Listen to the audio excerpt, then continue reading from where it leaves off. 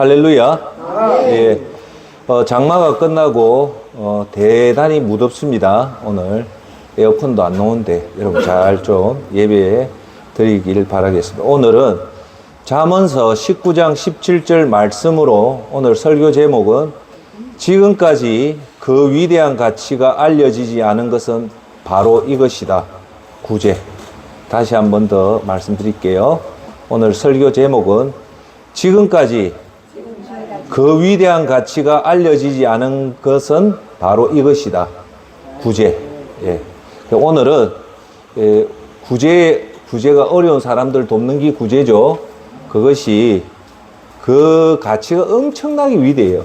그래서 왜 그 위대한지 오늘 먼저 결론부터 내리고 오늘 설교할게요. 첫 번째, 그 구제가 왜 위대한 가치가 있냐면, 첫째, 구제가 왜 그렇게 중요한지를 오늘 설교 중에 첫 번째로 여러분한테 말씀드리겠습니다.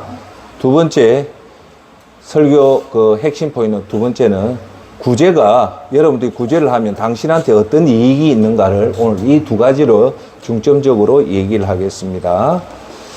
자, 구제가 뭡니까? 구제는 우리 주위에 경제적으로, 영적으로, 육체적으로 힘든 사람을 도와주는 것을 구제라고 얘기합니다. 그럼 본론으로 들어가서 구제가 왜 그렇게 중요한지 첫 번째부터 들어가겠습니다. 구제는 방금 말했던 그 구제는 여러분이 생각하는 이상으로 그 가치가 엄청납니다. 예. 여러분들은 그냥 구제가 중요하다 하지만 오늘 설교를 통해서 왜 구제가 그 엄청난가에 대해서 한번 보겠습니다. 자, 그러면 왜 구제가 중요한지 그 첫 번째부터 들을게요. 여러분들이 오늘 가상으로 구원을 성공적으로 받아서 천국에 갖다 칩시다. 천국에 가면 여러분들이 이 땅에 예수님 말씀대로 살았던 것에 대한 반드시 큰 상급을 줍니다. 상급을 주는데 여러분들은 나름대로 참 나는 열심히 했다고 생각을 했는데 그 앞에 서 있는 사람과 어떤 사람은 뭐 그 성이 어마어마한 성을 받는 사람이 있는데 막상 내 차례가 돼서 가서 보니까 의외로 상급이 없는 거예요. 성경에는 상급이 엄청나게 있는 사람도 있지만 간신히 구원만 받는 사람도 있어요. 자, 그러면 모든 사람들이 오늘 두 번째 경우라 생각합시다. 여러분들 이 땅에서 믿음 생활을 열심히 안 했으면 모르겠지만 나는 내 나름대로 주일도 잘 지켰고 11조도 열심히 했고 전도도 열심히 했고 나름 구제도 열심히 해서 아마 하나님 앞에 가면 나름 내가 생각하는 그 천국 상급이 있는 줄 알았는데 막상 보니까 천국 상급이 없어요. 그럴 때는 여러분들 그 기분이 어떨까요? 허망하겠죠? 내가 뭘 잘못해서 그렇게 됐는가 허망할 거 아닙니까? 그죠? 그럴 때 여러분들 뭔 생각이 들겠습니까? 천국에서 만약에 상급이 없다면 아하, 내가 참 믿음 생활 잘못했구나. 만약에 다시 이 땅으로 돌아갈 수는 없지만 돌아간다면 내가 이렇게 믿음 생활을 안 하겠다라고 생각을 안 하겠습니까? 우리가 공통적으로. 그런데 문제는 이제는 돌아올 수가 없잖아요. 그래서 오늘 제가 하는 말씀은 천국에서 상급이 없다 생각하고 오늘 이 땅에 다시 왔으니까 기회라고 생각하고 지금부터 어떻게 해야지 여러분들이 영원히 사는 그 천국에서 큰 상급을 받는가. 그 상급 받는 거는 어렵지가 않아요. 지금부터 하는 말씀을 잘 들으면 됩니다. 여러분들이 믿음 생활을 하다 보면 통합의 힘 10가지 중에 예배를 열심히 드리고 하나님 말씀을 열심히 읽고 열심히 듣고 그리고 기도를 열심히 하고 그 힘으로 전도를 하고 선교를 하고 구제를 하고 사람들을 섬기고 그렇게 해서 하나님 영광을 돌리는 이 방법들이 우리가 믿음 생활이잖아요. 그런데 자, 나는 정말 믿음을 확실하게 내가 했던 모든 공로가 하나님 앞에 그대로 100% 그대로 다 상급을 받고 싶다면 요거만 하면 됩니다. 그게 뭐냐면 구제입니다. 아시겠죠? 예배가 덜 중요한 게 아니고, 기도가 덜 중요한 게 아니고, 말씀도 중요하고, 전도도 중요하고, 선교도 중요한데, 여러분들이 분명히 확실하게 나는 천국에서 그대로 내 이 땅에서 수고한 그대로 상급을 받고 싶다면 한번 따라합시다. 구제를 하자. 예. 구제는요, 이 믿음 생활에서 100% 성과를 낼 수 있는 것은 뭐다? 구제입니다. 할렐루야. 그래서 여러분들이 조금 내가 비약을 해서 말하면 내가 천국에서 상급을 절대적으로 받고 싶다면 여러분 구제만 정확하게 하면 반드시 여러분이 올라가시면 그 상급을 받습니다. 할렐루야. 예. 그래서 지난주에도 제가 말씀했다시피 예수님이 마태복음 6장 19절 20절 말씀에 이런 말씀을 합니다. 무슨 말 하냐? 자, 잘 들으세요. 오늘도 땅의 일을 하지 마라. 땅에 사는 것에 대해서 여러분들이 집중하지 말고 예수님은 뭐다?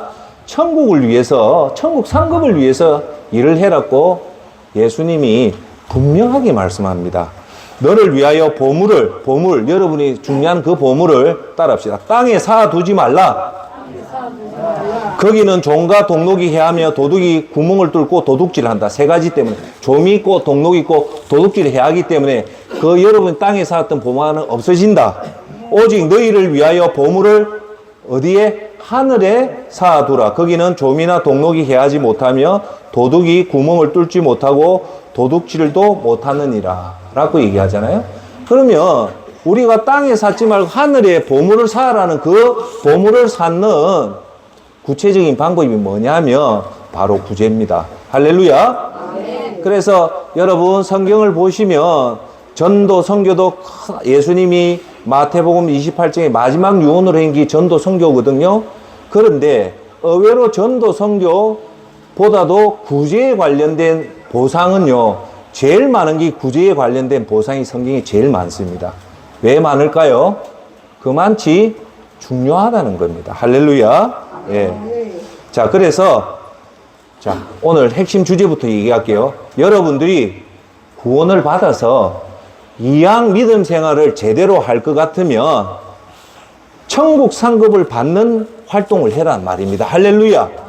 이양 할 것 같으면 이리 가도 시간 가고 저리 가도 갈 것 같으면 제대로 믿음 생활을 해서 그것이 여러분 천국에 가면 모든 사람이 부러워할 정도의 상을 받으시길 바랍니다. 할렐루야. 예. 그 오늘은 나가면서 오늘 센터장이 했지 이 구제가 이만큼 중요하다라고 여러분들이 깨달으면 오늘 설교 100점입니다. 자, 두 번째 오늘 조금 얘기를 할게요. 두 번째는 자, 제가 질문을 할게요. 질문을 사람이 하나님께 빌려줄 수 있는 게 있어요. 여러분 들어봤습니까? 우리 인간이 하나님한테 빌려줄 수 있는 뭐가 있어요? 그게 뭘까요? 전지전능하신 하나님이 우리가 이 피조물인 우리 인간이 어떻게 감히 하나님 앞에 빌려줄 수가 있을까? 그런데 우리가 하나님한테 빌려줄 수 있다는 게 성경에 딱 한 군데. 그게 뭘까요? 하나님한테 빌려주는 거.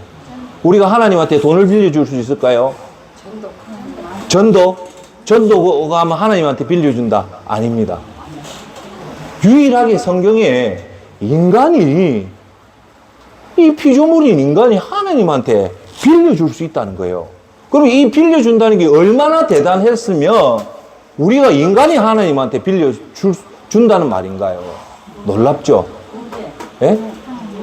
구제, 딩동댕동 구제입니다.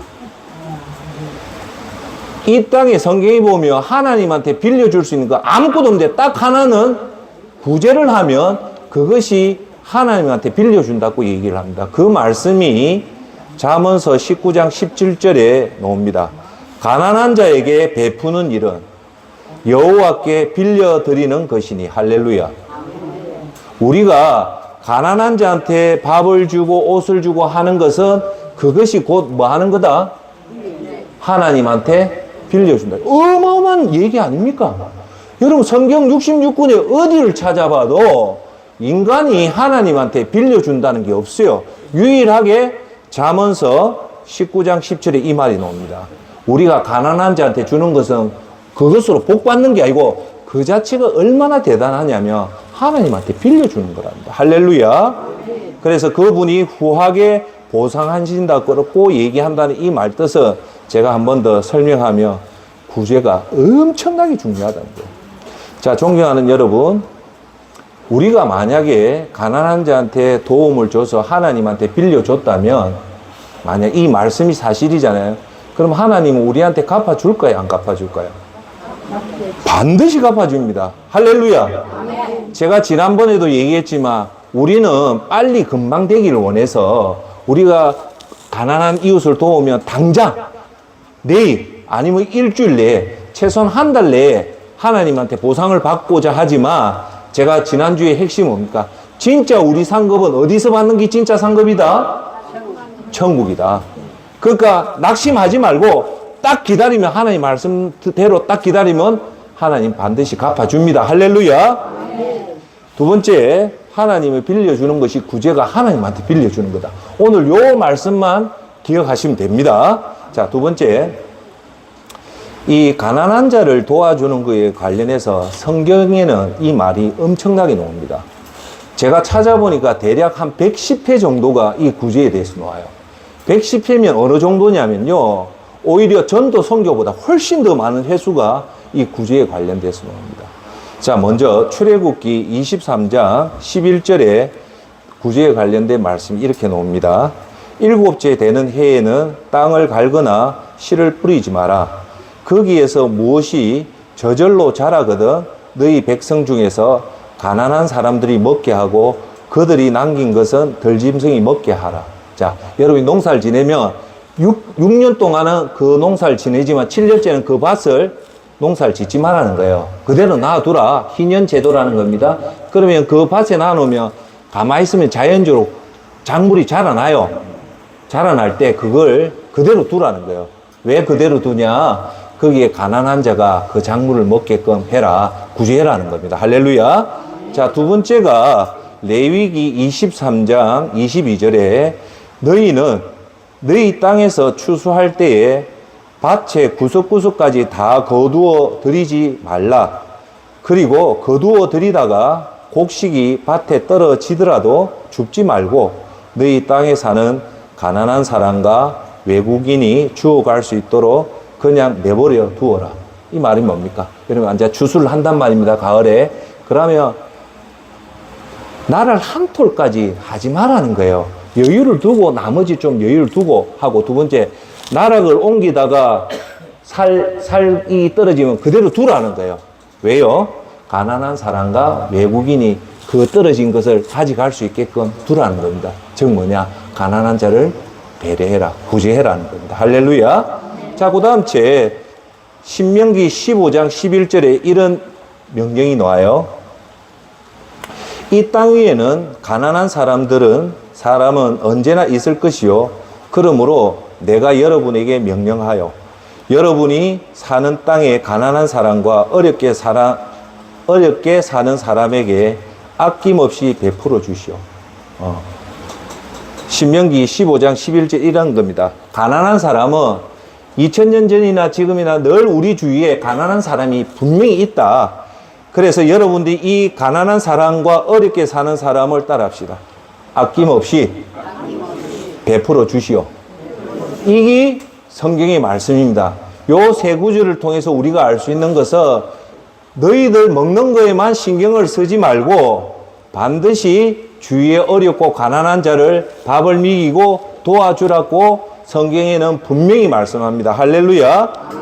그래서 우리는 여러분들이 이 땅을 살 때 오늘 우리는 가만히 있으면 자기에 집착하잖아요. 자기를 위해 사는데 성경은 자기를 위해 살지 말고 이타적으로 살아라. 그 중에 특히 여러분들이 관심을 가질 사람들은 경제적으로 어려운 가난한 자, 육체적으로 질병에서 고통받는 자, 심적으로 어려운 자들을 주목하고 그들을 도와주라는 겁니다. 할렐루야. 자, 그 다음 제 성경에서 이렇게 가난하고 어려운 자를 잘 도와준 대표적인 신약 시대의 세 인물이 성경에 나옵니다.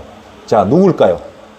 질문은 제가 하고 대답도 제가 합니다. 누굴까요? 성경에, 신약 성경에 각별하게 가난한 자를 도와준 세 성경의 인물이 나옵니다. 성경에 이름이 나왔다는 것은 그만치 대단한 영광이에요. 근데 힌트, 이 세 사람은 다 12제자도 아니고 유대인도 아니에요. 다 이방인이에요. 자, 누굴까요?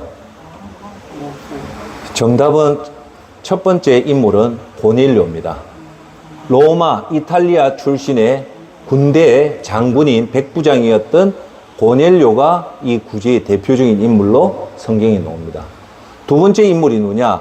누가복음에서 예수님이 직접 언급한 강도 맡은 자를 도와줬던 선한 사마리아인을 이 구제의 대표적인 인물로 놓고, 끝으로 세 번째 구제의 대표적인 인물이 누구냐면 베드로가, 예수님은 세 명의 사람을 살려요. 베드로도 사람을 살립니까? 살리는 기적이 일어날까요? 안 날까요? 일어납니다. 누구를 살릴까요? 여제자 도르가를 베드로가 살립니다. 그런데 이 여제자 도르가가 어떤 여자냐면 구제에 아주 열심히 했던 성경의 대표적인 인물이 도르가입니다. 자, 그러면 성경에서 대표적으로 했다는 거, 완전 무결하게 구제를 했던 대표적인 사람은 세 명이다. 첫째가 누구다? 이탈리아 로마의 군인 장군 고넬료. 두 번째 예수님이 언급했던 선한 사마리아인. 세 번째는 여제자 도르가입니다. 그 한 분을 간단하게 볼게요. 자, 먼저 고넬료입니다. 사도행전 10장 1절 4절에 고넬료의 행적이 나옵니다. 가이사라에 누가 산다?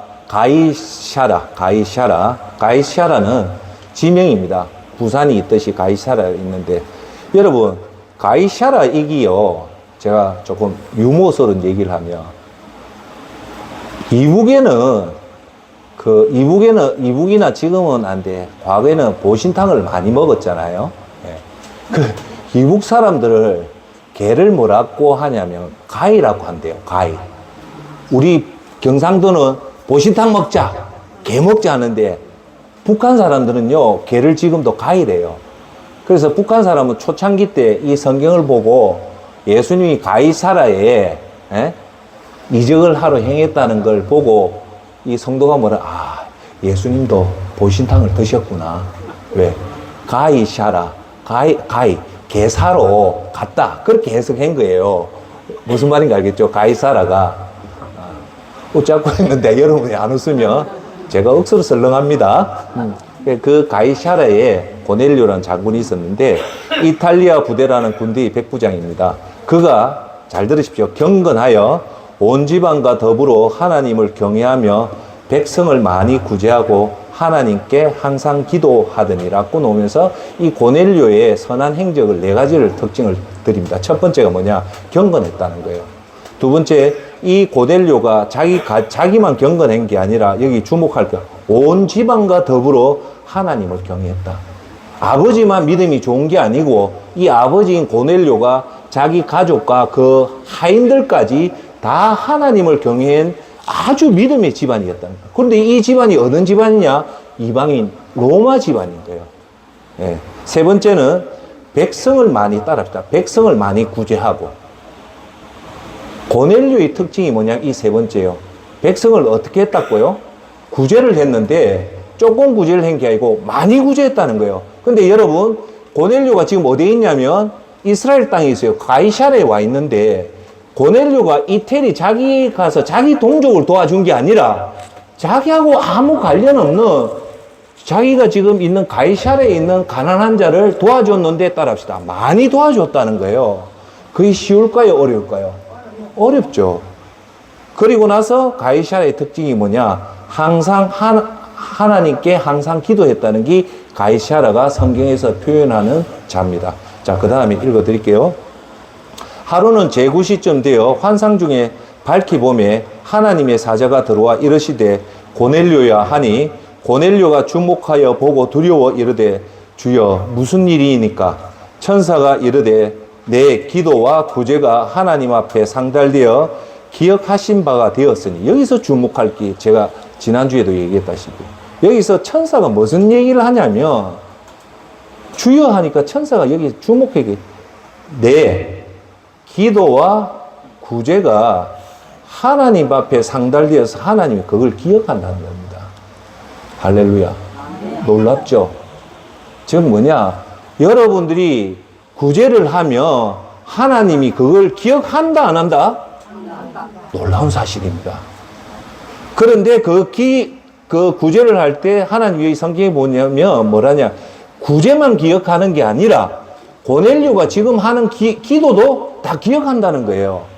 그러니까 여러분들이 구제를 열심히 하면 첫째 그 구제를 하나님 모르고 있는 것이 아니라 다 알고 있고 그런 사람의 기도를 특히 하나님은 주목하고 있다는 겁니다. 할렐루야. 예.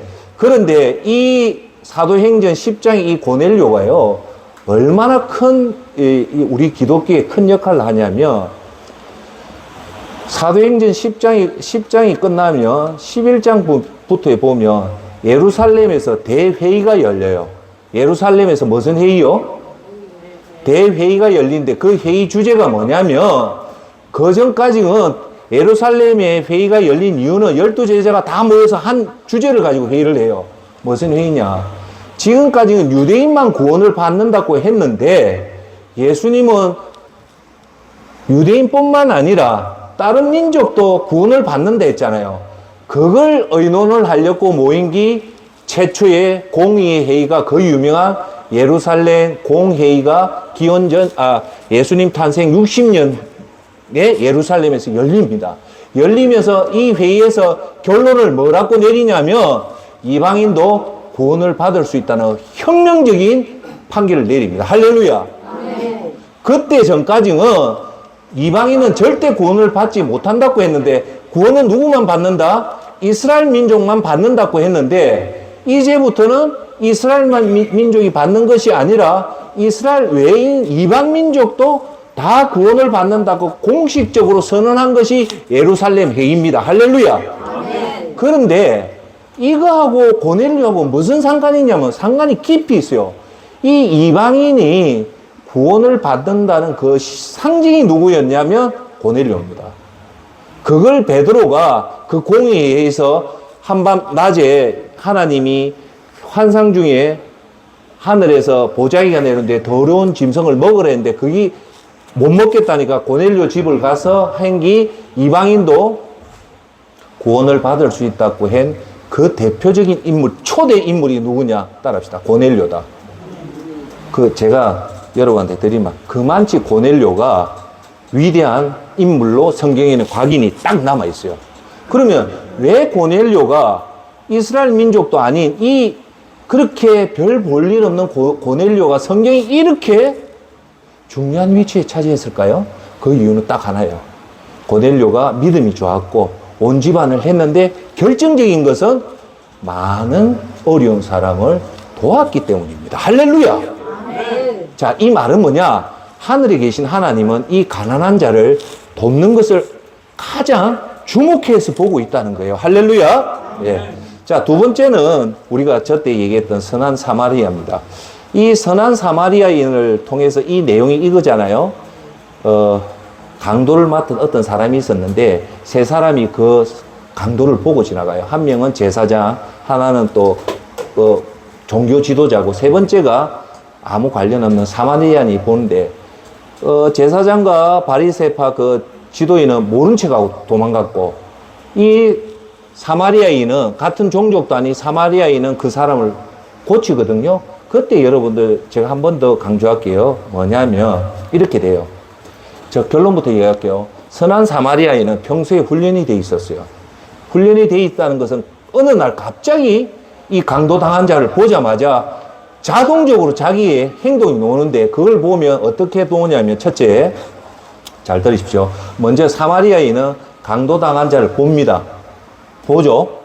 보자마자 그 마음에 그를 도와야 되겠다는 마음이 적극적으로 일어나요. 일어나고 나서 세 번째, 그것을 머뭇거리지 않고 곧바로 강도당한 사람한테 가요. 실행을 해요.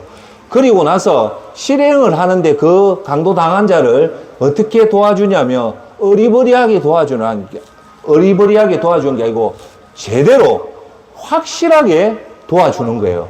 그런데 여기서 선한 사마리아인이 끝난 것이 아니라 더 중요한 것은 그래서 도와주고 자기가 떠난 게 아니라 어떻게 합니까? 이 사람을 여관에 데려가서 치료를 하고 나오면서 떠나오면서 하는 말이 뭐라고 합니까? 예?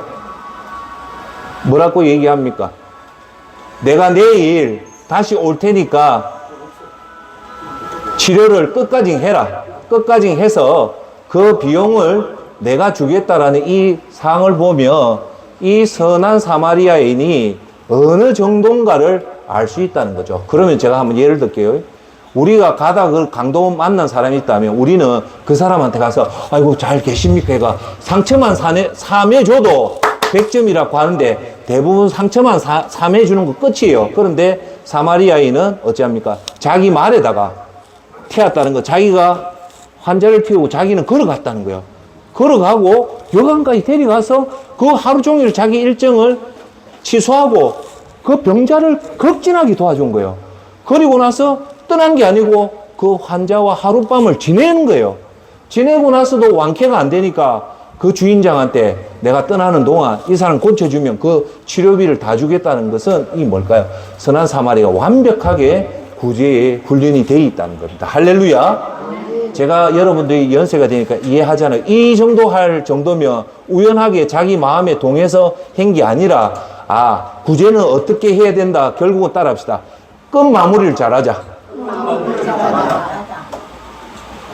바지에 빵구 끼듯이 싹 사라지는 게 아니라 확실하게 단도리를 다 했다는 거예요. 제가 한번 읽어 드릴게요. 누가복음 10장 33절에 35절 말씀입니다. 어떤 사마리아 사람은 길을 가다가 그 사람이 있는 곳에 이르러, 그 사람이 강도당한 사람입니다. 거의 죽을 지경에 있는 사람을 뭐라고 합니까? 있는 곳에 그를 보고 그를 봤다는 거죠. 그 다음에 불쌍한 마음이 들었죠. 그 다음 체인 행동이 뭐냐? 가까이 다가가자마자 뭘 했냐? 상처에 기름과 포도주를 바르고 삼했다. 이때 당시 때 기름과 포도주는 대단히 비싼 거예요. 함부로 쓰지 못하는데 내 형제도 아닌 아무 일면식도 없는 사람한테 이렇게 큰 것을 투자한 게 사마리아인입니다. 그러고는 그 사람을 자기 짐승에 태웠다는 건 자기는 안 탔다는 거죠. 어디로 갔냐? 여관으로 데려가 잘 보살펴줬다. 언제까지? 그 다음 절 보면 하루 종일 했다는 거예요. 이튿날 사마리아 사람은 여관 주인에게 2 데나리온을 주며 뭘 하냐? 저 사람들을 잘 돌보아 주시오. 돈이 더 들면 내가 돌아와서 갚게 쏘라고 말씀을 합니다. 할렐루야. 예. 여기서 예수님이 이 언급한 선한 사마리아인의 언급한 이유는 뭐냐면, 잘 보십시오. 뭐냐면 이거예요. 너희들이 만약 구제를 하려면 이 선한 사마리아인 같이 해라고 표준 모델을 밝혀준 게 이 선한 사마리아입니다. 선한 사마리아는 처음부터 끝까지 저는 여기서 주목했던 게 뭐냐? 끝 마무리까지 너무 완벽하게 한 거예요. 마지막까지. 그래서 너희들이 만약에 어려운 사람이 있다면 이렇게 끝까지 해라. 그러면 이것이 뭐라고요? 하나님한테 우리가 빌려주는 거다. 라는 겁니다. 할렐루야. 자, 그 다음 주에 마지막 성경이 나오는 그 구제를 잘했던 사람이 여제자 도르가입니다. 사도행전 9장 36절에서부터 42절에 이렇게 나옵니다. 요바에는 다비다라고 부르는 여제자가 있었는데 그리스 말로는 도르가입니다. 그녀는 주목하십시오. 언제나 선한 일을 하고 가난한 사람들을 도왔다라고 나오죠. 예, 고넬료도 그렇게 했다시피 이 도르가도 여기 도르가가 어떤 사람이라고 나오냐면 언제나 선한 일을 하고 가난한 사람을 도왔다는 거예요. 자, 주목. 여기서 여러분 주목할 일은 뭐냐면 도르가는 선한 일과 가난한 자를 도왔다는 것이 아니라 따라합시다. 언제나. 이 말은 도르가가 자기 삶에 배어 있는 것이 뭐다? 구제다는 거예요. 그런데 그 무렵, 그 다음에 말이 그 무렵 다비다가 병들어 죽게 되자 그 시신을 씻어 다락방에 두었습니다. 룻다는 요바에서 가까운 거리에 거리인데 제자들은 베드로가 루다에 있다는 소식을 듣고 두 사람을 베드로에게 보내 속히 와달라 간청했습니다. 그래서 베드로는 일어나 그들과 함께 갔습니다. 그가 요빠에 도착하자 사람들이 다락방으로 안내했습니다. 여기서 이제 가부들이 하는 얘기 들어보십시오. 모든 가부들이 베드로를 둘러서서 울며 다비다가 살아있을 때 만든 속옷과 겉옷을 보여줬다. 그러니까 베드로가 오니까 이 가부들이 다비다가 살았을 때 가난한 자를 위해서 그 했던 겉옷과 속옷을 보여줬다는 겁니다. 할렐루야. 다비다가 살아있을 때 속옷과 겉옷을 보여줬다고 하는 겁니다. 왜? 베드로에게 다비다가 평소에 이렇게 좋은 일을 많이 했다고 얘기를 해주니까 베드로는 사람들을 모두 방에서 내보낸 후 무릎을 꿇고 기도했습니다. 그리고는 시선을 향해 몸을 돌려 다비다야 일어나거라 명령하자 다비다가 눈을 뜨고 베드로를 보며 일어나 앉았습니다. 베드로는 손을 내밀어 그 여인의 손을 잡아 일으켜 세우고 성도들과 가부들을 불러 다비다가 살아난 것을 보여주습니다. 이 일이 온 요빠에 알려지면서 많은 사람들이 주를 믿게 되었습니다. 여기서 왜 사도행전 9장에 도르가가 죽었다 살아난 이유 중에 하나는 뭐냐? 베드로가 이 도르가를 살렸던 결정적인 이유는 뭘까? 도르가는 언제나 가난한 자를 도와줬다는 겁니다. 그런 사람은 하나님이 반드시 외면하지 않는데 이 도르가의 같은 경우는 죽었음에도 불구하고 베드로를 통해서 도르가를 살려주는 역사가 일어난다는 겁니다. 할렐루야. 그 다음 채 우리가 이 도르가를 통해서 우리가 배울 수 있는 것은 도르가가 이 사람들한테 억지로 존경을 받은 게 아니라는 거예요. 자기는 존경받고자 한 게 아니고 그냥 순수한 마음으로 가난한 자를 도우니까 그곳에 있는 사람이 모두 다가 도르가를 칭찬했다는 겁니다. 이것이 우리한테 주는 메시지는 뭐냐? 요즘 우리는 간혹 우리가 조심해야 될 건 자꾸 선행을 하고 그걸 자꾸 드러내고 그런 해서 자기 자꾸 박수 받고 올라서려는 그런 것들을 저와 여러분들은 절대 조심해야 된다. 그런 걸 생각하지 않고 순수한 마음으로 하면 반드시 그것이 알면 사람들이 여러분들을 존경해 준다는 겁니다. 할렐루야. 자, 그러면 이 고넬료 사마리아인 도르가의 공통점은 첫째, 유대인이 아닌 이방인이었다. 종교 색채가 강했던 유대인들을 제외한 것은 왜 유대인들이 이 성경에 구제의 인물에 포함이 안 됐냐면 형식적인 믿음 생활을 하지 말라는 거예요. 다시 한 번 더 얘기할게요. 형식적인 믿음 생활을 하지 말고 예수님 말씀대로 순수한 마음으로 순종하면 하나님은 반드시 그 사람에게 인정을 한다는 겁니다. 할렐루야. 예. 자, 그러면 우리가 구제는 이렇게 구원받은 자가 그 은혜를 갚는 가장 확실한 방법이 구제인데 만약에 존경하는 여러분, 여기 계신 분은 다 구원받았다 생각하고 제가 말씀드립니다. 그 구원이 어마어마한 700조 원에 관련 하루에 1900억 원이 내 통장에 들어온 이 거대한 구원을 받고도 여러분들이 그 구원에 대한 은혜를 안 갚을 때, 안 갚는 사람도 많잖아요. 거기에 대한 경고가 야고보서 4장 17절에 조금 무서운 경고가 있어요. 사람이 선한 일을 행할 줄 알면서도 행하지 않는다면 그것이 바로 죄입니다라고 합니다. 그냥 선을 행하는 것, 행해야 되는 걸 알면서도 안 하는 것은 그냥 넘어가는 것이 아니라 그게 죄라는 거예요. 할렐루야. 여러분, 예수님이 이 땅에 딱 재림해서 심판을 할 때 온 민족을 예수님 앞에 딱 불러 모아서 오른쪽을 양으로 하고 왼쪽으로는 염소로 하면서 양은 천국 가고 염소는 어디로 보냅니까? 지옥을 보낼 때 염소가 왜 염소에 들어간가 합니까? 여러분, 이걸 자세히 봐야 돼요. 염소가 된 이유는 이분들이 가난한 자를 안 도한 게 아니에요. 우리는 안 도와서 이 사람들이 지옥 가는가 하지만 그보다 더 무서운 사실은 외면해서 가는 거예요. 안 도와는 것보다 더 무서운 게 뭘까요? 외면했다는 거예요. 외면한 사람들은 염소가 됐다는 겁니다. 이걸 우리가 잘 새겨드려야 됩니다. 또한 잠언서 28장 27절에 가난한 자에게 베푸는 사람은 부족함이 없다는 거예요.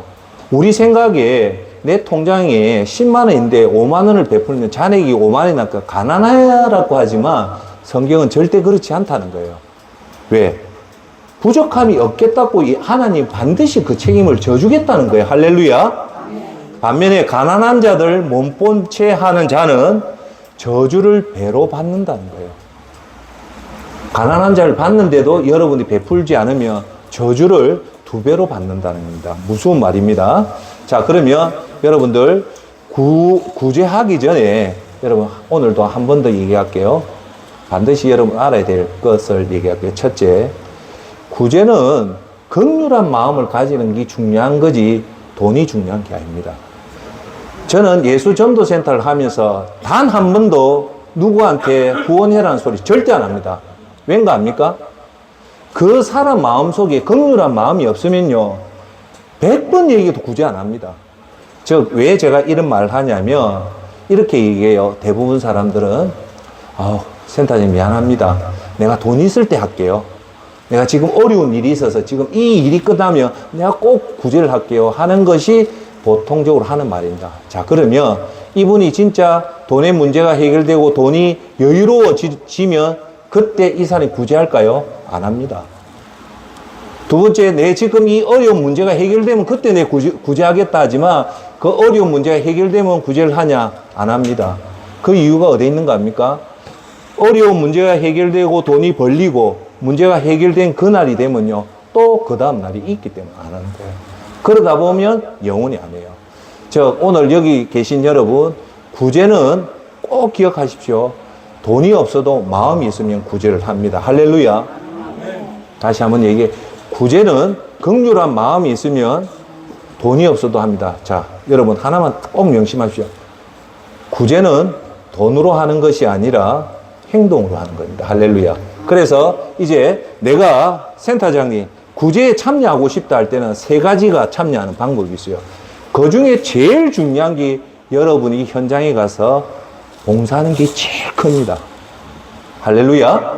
그래서 우리가 구제를 하자는 거는 오늘 예수전도센터 여러분 구제합시다는 거 여러분한테 돈 바구니를 돌려서 돈을 받는 게 아니에요. 오늘 우리가 구제하니까 중앙동에 모입시다 해서 돈 없이도 하는 것이 그게 진짜 구제예요. 두 번째 구제는 뭐냐? 물품과 물질로 헌신하는 거예요. 돈도 중요하지만 여러분이 있는 중요한 물품들을 헌신하는 것도 구제고, 세 번째가 뭐냐? 기도입니다. 그래서 우리는 현장에 나가서 봉사하는 게 가장 크고, 그 다음 물건, 물질, 기도로 후원하는 것이 후원하는 방법이다. 그래서 트리플 크라운, 현장에 가서 내가 몸으로도 봉사하며 내가 가지고 있는 물건을 가난한 자 도와주면서 기도하며 이 3가지가 완벽한 거예요. 그래서 저와 여러분들은 처음 하시는 분은 제일 쉬운 것부터 하면 되고, 그래서 오늘 제가 여러분한테 말씀드린 건 구제는 절대 돈으로 하는 것이 아니다. 예. 돈보다도 후원금보다도 훨씬 더 중요한 거는 여러분이 현장 가서 그분들 손을 잡아주고 격려해주고 하는 것이, 따라합시다, 그게 진짜 구제다. 할렐루야. 네.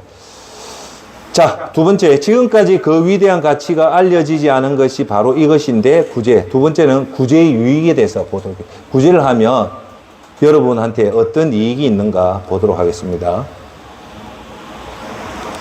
구제는 첫째, 여러분 우리 삶에 가장 중요한 것은 천국의 입성에 성공하는 겁니다. 여러분들이 내가 천국의 입성에 성공했는지 스스로 점검할 수 있는 기준은 딱 하나 보면 돼요. 구제를 하는 여러분 스스로 모습을 보면 거의 나옵니다. 자기 자신과 하나님을 알죠? 여러분들이 진심으로 구제를 하면요, 제가 볼 때 거의 100% 구원받았습니다. 그런데 내가 구제에 너무 인식하고 긍휼한 마음이 없다는 것은 안타까워도 그거는 자기 자신의 구원에 대해서 점검을 한번 해보셔야 됩니다. 두 번째, 구제는요, 또 다른 면으로 말하면 천국 가는 가장 확실한 증명할 수 있는 방법이 구제다. 예. 왜? 구제는요, 억지로 해라고 하는 게 아니거든요.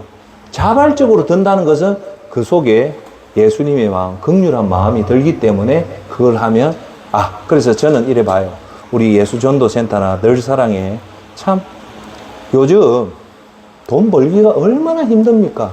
그래서 우리 회원들이 한 달에 3만원, 2만원, 10만원 이래 보내주는 돈요, 저는 그걸 진짜 근가치 여기서 단 한 분도 그 100% 노숙자한테 다 전달되는데 절대 헛되이 안 쓰려고 꼭 필요한 데는 돈 쓰지만 필요 없는 데는 제가 단 한 분도 안 씁니다. 왜냐? 저도 현장에 나가서 돈을 벌어보지만 지금 돈 많은 벌기도 너무 힘든 돈을 그분들이 서도 보도 못한 돈을 노숙자 성기라고 입금할 때 그 돈을 보면 눈물이 날 정도입니다. 그래서 그런 돈을 정말 귀하게 사용해야 됩니다. 할렐루야. 자, 그 다음 구제가 우리한테 주는 이익은 뭐냐면요. 구원을 받았다는 증거가 이겁니다. 자, 로마서 2장 7절에 이런 말이 나옵니다. 인내로서 선한 일을 행하며 영광과 존귀와 영원한 것을 구하는 사람들에게 하나님께서는 영생을 주실 것입니다. 라고 합니다. 하나님이 영생을 주는데 어떤 사람을 주냐면 첫째가 인내로서 선한 일을 행하며 무슨 일요? 선한 일. 선한 일의 대표적인 게 뭡니까? 구제죠. 가난한 자를 돕는 거잖아요. 그죠? 그것을 할 때 하나님이 반드시 뭐를 준다? 영생을 준다는 말은 뒤집어 놓으면 구원을 받는다는 겁니다. 할렐루야. 자, 두 번째 오늘 또 좀 굵직굵직한 얘기를 말씀을 드리는데 잘 들으십시오. 자, 모든 사람은 다 죽습니다. 그죠? 죽죠. 그런데 죽는 사람은 크게 딱 두 종류밖에 없어요. 어떤 사람요? 병원 가서 죽는 사람, 집에서 죽는 사람. 두 종류밖에 없지만 더 정확하게 얘기하면요. 병원 가서 죽는 사람, 집에 죽는 사람이 아니라 예수님 안에서 죽는 사람과 예수님 밖에 죽는 사람 두 사람밖에 없습니다. 할렐루야. 그런데 저와 여러분들은 어디서 죽어야 되냐면 주 안에서 죽어야 됩니다. 왜? 예수님 안에 죽는 사람을 뭐라 하냐면요. 기뻐해라는 거예요. 죽더라도 제물로 죽는 것이 아니라 주 안에서 죽는 사람을 기뻐해라는 말이 성경에 정확하게 나옵니다. 거기 요한계시록 14장 13절에 저와 여러분들은 이제 한 번 죽는 날 죽더라도 예수님 안에서 죽길 바랍니다. 자, 요한계시록 14장 13절. 나는 하늘에서 들리는 음성을 들었습니다. 이것을 기록하여라. 이제부터 잘 들으십시오. 이제부터 주님을 믿고 주 안에서 죽는 자를 기뻐할 때가 왔다. 할렐루야. 어떤 자가 기뻐해라? 여러분들이 오늘 같이 예수님 잘 믿고 죽을 때 기뻐하라는 겁니다. 그러자 성령께서 말씀을 하는데 이렇게 얘기합니다. 그렇다. 그들은 괴로운 수고에서 벗어날 것이다. 이는 그들의 착한 행실이 영원히 남아있기 때문이다. 하고 말씀하셨다. 성령님이 뭐랍니까? 착한 행실이 영원히 남아있다는 겁니다. 자, 여러분, 착한 행실이 뭘까요? 착한 행실. 구제죠. 선한 일이죠. 그걸 할 때 요한계시록에서 천국에서 그거 한다고 합니다. 그래서 우리는 꼭 중요합니다. 이 땅을 떠날 때 반드시 예수님 안에서 죽어야 됩니다. 할렐루야. 그런데 이 예수님 안에 죽는 사람은 어떤 사람이냐면 착한 행실을 한 사람이에요. 할렐루야. 그러니까 우리는 오늘 부지런히 그 구제의 사역을 해야 됩니다. 자, 이제 보면 구제를 하면 왜 좋은가? 그건 하수동 센터장이 말이 아니고 성경에서 이런 좋은 일이 있기 때문에 해라는데 이래 좋은 일을 언급한 건 구제 말고는 이렇게 많이 언급한 곳이 없습니다. 그만치 구제가 중요하다는 겁니다. 자, 사도행전 20장 35절에 그 유명한 말이 나옵니다. 그게 뭐냐? 한번 큰 소리를 한번 따라 합시다. 주는 자가 받는 자보다 복되다. 이게 누가 한 말씀이냐면 예수님이 얘기하는 거예요. 꼭 여러분 가슴에 새깁시다. 우리는 받는 사람보다 주는 사람이 복되다. 사도행전 20장 35절. 여러분도 약한 사람을 도우며 주는 것이 받는 것보다 복이 있다라고 하신 주 예수의 말씀을 기억해야 합니다. 누가 얘기했습니까? 예수님이 얘기한 거예요. 자, 그 다음 두 번째 신명기 14장 29절에 어떤 말이 나오냐면 너희 중에 분깃이나 기업이 없는 레위인이나 내 성중에 거류하는 객과 및 나그네죠. 고아와 가부들, 구약에 말하는 3대 사회적 약자가 누구냐? 나그네, 고와 가부를 일컫습니다. 가부들이 와서 먹고 배부르게 하라. 어떻게 해요? 이 세 사람을 데리고 와서 그냥 밥을 먹인 것이 아니라 따라합시다. 배부르게 먹게 하라. 그리하면 내 하나님 여호와께서 내 손으로 하는 범사에 내게 복을 주시리라. 할렐루야. 이렇게 나그네 고와 가부들을 그냥 밥 먹이지 않고 밥을 마음껏 주고 나면 여러분이 하는 일에 하나님 복을 주겠다는 겁니다. 할렐루야. 자, 시편 41장 1절에 이런 말이 나옵니다.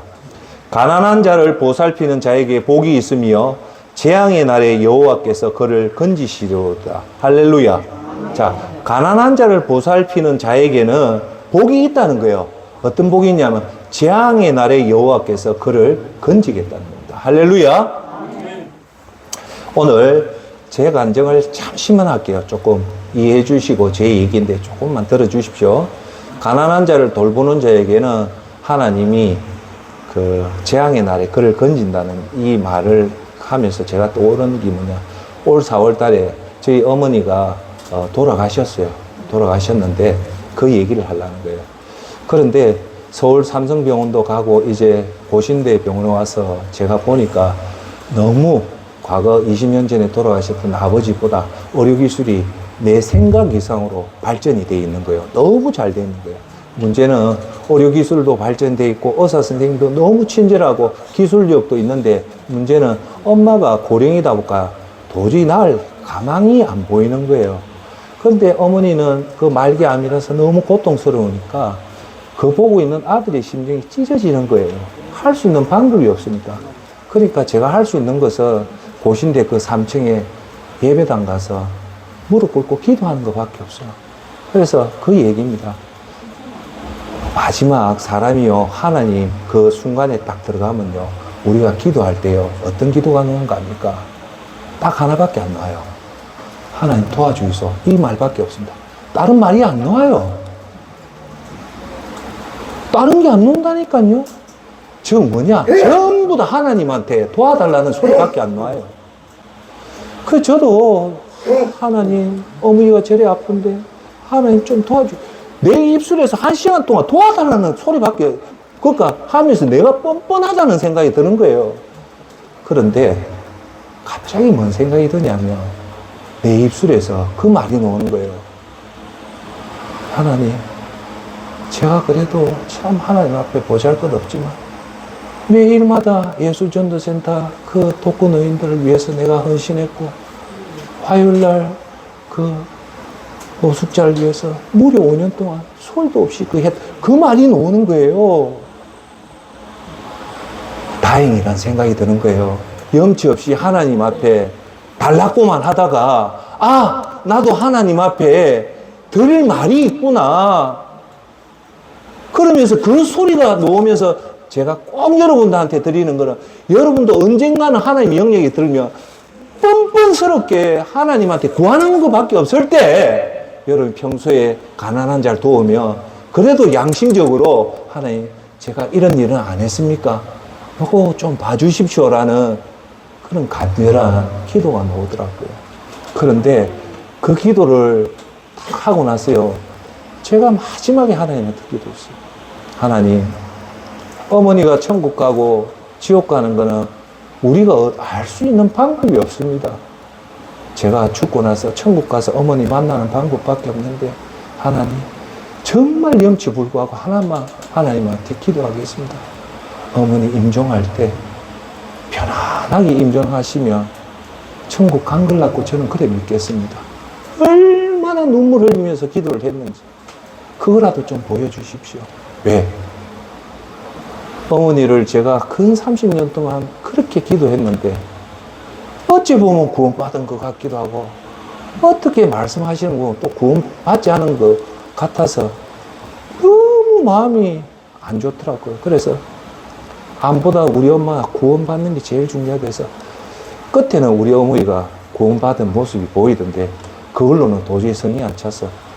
내가 그 어머니 간병할 때 거의 기도의 100% 중에 80%는 구원에 위해서 기도했습니다. 그래서 어머니가 4월 12일 날 4시 반에 제가 고신대 3층에 새벽기도 나가려고 딱 나가는데 어머니 맥박이 떨어지더라고요. 못 나가게 막더라고요. 아버지 임종도 제가 봤어요. 여러분 알잖아요. 임종은 다 보여주는 게 아니에요. 보여주는 사람이 있어요. 저는 참 감사하게 아버지 돌아갈 때 그 임종을 제가 봤어요. 요번에도 딱 나가려는데 느낌이 이상한데 그때 저희 둘째 형님이 있었고 큰 누님이 계셨는데 밤새 이상이 없다가 제가 교회 딱 가려는데 맥박하고 혈압이 딱 떨어지더라고요. 4시 반에 딱 봤는데 어머니가 정확하게 4시 45분에 거의 50분에 임종을 하셨어요. 임종을 하는데 하나님 보여주십니다. 정확하게. 그 편안한 정말 고요하게 잠자는 모습으로 엄마가 임종을 했어요. 그때요. 하나님 감사합니다. 감사합니다. 그랬어요. 여러분 이 부족한 이 종을 하나님 왜 보여주겠습니까? 저는 잘한 건 없지만 정말 구원이 감사해서 여러분들 무료로 거의 4년 동안 여러분 예배 섬겼고 매주 화요일마다 우리 노숙자 섬기고 아마 그걸 하나님이 기쁘게 받았고 저는 그렇게 생각합니다. 할렐루야. 그래서 우리가 평소에 시간 날 때 가난한 자를 도우면 여러분들이 환난을 당하면 반드시 하나님 여러분을 건져주십니다. 할렐루야. 디모데전서 6장 18절 선한 일을 다하도록 노력하며 베푸는 가운데 부유함을 누리도록 부자한테 하는 겁니다. 그들을 가르치십시오. 나눠주고 베풀 때 맛볼 수 있는 참 기쁨을 말해주십시오. 나눠주라는 거예요. 여러분 이 땅에 있는 거 여러분 거 아닙니다. 왜? 천국에 가지도 못할 뿐더러 여러분이 진짜 여러분 소유가 아닙니다. 그러니까 정신이 있을 때 도와주시길 바랍니다. 그렇게 할 때 그들은 하늘 창고에 보물을 쌓게 될 것입니다. 할렐루야. 나눠주고 누리도록 할 때 그것이 우리 눈에는 없어지는 것 같지만 그대로 하늘 창고에 보물로 쌓인다는 겁니다. 할렐루야. 거기 지난주에 말했던 큰 성으로 만들어진다는 말입니다. 할렐루야. 이것이 그들의 미래를 위한 튼튼한 터가 되고 참 생명을 얻게 해줄 것입니다. 할렐루야. 이제 마지막 한마디만 하고 결론을 맺을게요. 제가 아는 우리나라의 최고의 점쟁이들이 별로 없어요. 몇 명이 있어요. 그분들의 한 얘기를 자세히 들어보면 이 사람들이 하나님 것을 잘 압니다. 무슨 얘기를 하냐면 아무리 천하의 대한민국이 부자도요 불치병이 걸리며 특히 자식의 불치병이 걸리며 아무리 현대 아산병원 삼성 의료원에 가도 소용이 없대요. 그러면 이 사람들이요 마지막에 찾는 곳이 교회가 아니고 거의 제일 유명한 점쟁이한테 가서 마지막 붙잡는데요. 이래 방법이 없다 살려달라 하면요 이 사람들이 교회 오면 사는데 그걸 모르니까 마지막 돈 있는 사람은요 우리 대한민국의 제일 유명한 점쟁이한테 찾아갑니다. 그럼 점쟁이가요 딱 들어보면 그 사람 되게 똑똑해요. 뭔 소리 하는 거 아닙니까? 대부분 내가 들었던 점쟁이들이 딱 이 한마디 합니다. 당신 아들 낳을 수 있는 방법은 현대인의 방법은 아무것도 없다 하면서 딱 제시하는 게 뭔가 합니까? 엄덕을 베풀으랍니다. 불교용으로. 엄덕이 뭔가 합니까? 가난한 사람, 억수로 힘든 사람을 표시 안 나게 몰래 가서 살라놓고 온다 이거예요. 절대 표시 나지 않게 그런 엄덕이 하늘에 쌓이면 당신 아들 낳을 확률이 있다 그 말을 해요. 마지막에 하는 말이. 대놓고 어려운 사람 도우라는 게 아니고 반드시 지켜야 될 거는 그 사람 모르게 가서 1,000만을 주든지 살 10가마를 놔놓든지 그렇게 주고 몰래 오는데 그게 엄덕인데 저거들 말로는 그것이 하늘에 쌓일 정도가 되면 당신 아들이 낳는다고 얘기하는 겁니다. 자, 이 말이 무슨 말입니까? 이게 우리가 교회에서 말하는 하나님 말하는 원칙을 저거들이 컨닝 해온 거예요. 컨닝. 왜요? 하나님 뭐랍니까? 가난한 자를 돕는 것은 모르게 돕는 것은 하나님한테 빌려주는 거라 했잖아요. 하나님이 인간한테 빌림을 받았다면 돌려줄 거야 안 줄까요? 반드시 돌려주는데 차고 넘치고 후하게 돌려준다는 겁니다. 할렐루야. 아멘. 자, 이제 결론을 맺겠습니다. 오늘 서론의 주제가 뭡니까? 지금까지 그 위대한 가치가 알려지지 않은 것이 뭐라고요? 구제다. 구제는 우리가 생각 이상으로 그 가치가 엄청나다는 걸 제가 지금까지 쭉 말씀했습니다. 할렐루야. 자, 그래서 첫째, 구제가 왜 그렇게 중요한가에 대해서 가장 확실한 믿음의 성과를 얻고 싶다면 구제를 해라. 그래서 믿음 생활을 성과 내는 가장 확실한 방법은 전도도 있고 예배도 있지만 그보다 더 확실한 방법은 구제다. 그거는 여러분들이 곧 떠날 죄송합니다. 언젠가는 떠날 여러분들이 가슴에 꼭 두어야 된다. 예. 누가 뭐래도 천국 가서는 큰 상급을 받기 위해서는 뭐를 중점적으로 해라? 구제를 해라는 겁니다. 할렐루야. 예. 그래서 잠언서 오늘 초창기에 말했던 19장 17절 가난한 자에게 베푸는 일은 따라합시다. 여호와께 빌려 드리는 것이니 우리가 가난한 자를 돕는 것은 감히 우리가 하나님 앞에 그걸 빌려주는 거라는 겁니다. 할렐루야. 오늘 설교의 두 번째 제목은 뭡니까? 구제의 유익이다. 구제를 하면 이런 유익이 있다고 쭉 얘기합니다. 이제 결론을 맺을게요. 여러분, 오늘부터 여러분들이 구제를 할 때 어떻게 해야 되냐? 제일 중요한 거는 따라합시다. 쉬운 것부터 하자. 오늘 구제를 안 한 사람이 갑자기 내가 10만 원 후원한다 할 수도 없고, 오늘 당장 내일 화요일 날 내가 밤 8시에 예수전도센터 따라가서 하겠다. 그건 쉽지 않아요. 뭐냐? 제일 쉬운 것부터 하세요. 처음에 기도 현장 가서 긍휼한 마음을 달라고 하고요. 제일 쉬운 것부터 조금씩 하다 보면 이게 늘어나서 여러분 그거 합니다. 제가 매주 화요일 날 밤 8시 반부터 하는 그 노숙자 섬김의 제목을 뭘로 붙이냐면 세상에서 가장 아름다운 밤이라는 주제로 붙입니다. 그러면서 제가 5년 동안 그거 화요일 날 저녁 8시에 집에서 떠나서 집에 오면 보통 10시 반인데요. 제 생에서 제일 즐겁고 제일 만족하고 기분 좋은 때가 언제냐? 화요일 날 그 저녁입니다. 제가 그래 생각하면서 차 타고 갈 때 내가 만약에 오늘 노숙자를 안 섬기면 이 시간에 뭐 하겠냐? 제 자신한테 물어보면 대부분 텔레비 보고 쉬고 그런 거 밖에 안 할 것 같아요. 그래서 제가 그걸 마치고 오면 그렇게 해서 제가 노숙자 섬김하고 10시 반에 오면 몸은 사실 피곤해요. 그런데 그날이 일주일 중에 제일 기분 좋게 단잠 자는 밤입니다. 존경하는 여러분, 우리가 어려운 자를 도우면 그 순간은 힘들지만 그거 마치고 돌아올 때 그 기분은 아마 세상에서 가장 아름다운 밤으로 보내게 됩니다. 할렐루야. 오늘 그 마음을 가지시고 저와 여러분들은 구제가 그만치 중요하다. 우리가 은혜를 받았기 때문에 가난한 자를 외면하지 않고 적극적으로 도와서 여러분이 천국에서 큰 상금 받는 저와 여러분이 되기를 예수 그리스도 이름으로 축원합니다. 자, 기도하겠습니다. 사랑의 아버지 하나님, 은혜와 사랑을 감사합니다. 우리가 이 땅을 살아갈 때 너무나 바쁘고 어렵지만 예수님이 우리에게 말씀했다시피 내 이웃을 내 몸과 같이 사랑하는 그 명령에 따라서 우리가 익히 알지 못했던 구제가 얼마나 중요하고 얼마나 대단한 것을 오늘 알게 되었습니다. 그래야 이제 우리들, 선생님들, 사모님들 이제 남은 시간 하나님 앞에 우리 주위에 있는 가난한 자를 외면하지 않고 그들을 적극적으로 도와서 이 땅을 떠날 때 하나님 앞에 섰을 때 잘했다 칭찬받는 우리 선생님, 사모님 되게 도와주시옵소서. 감사하며 예수님의 이름으로 기도합니다. 아멘. 감사합니다.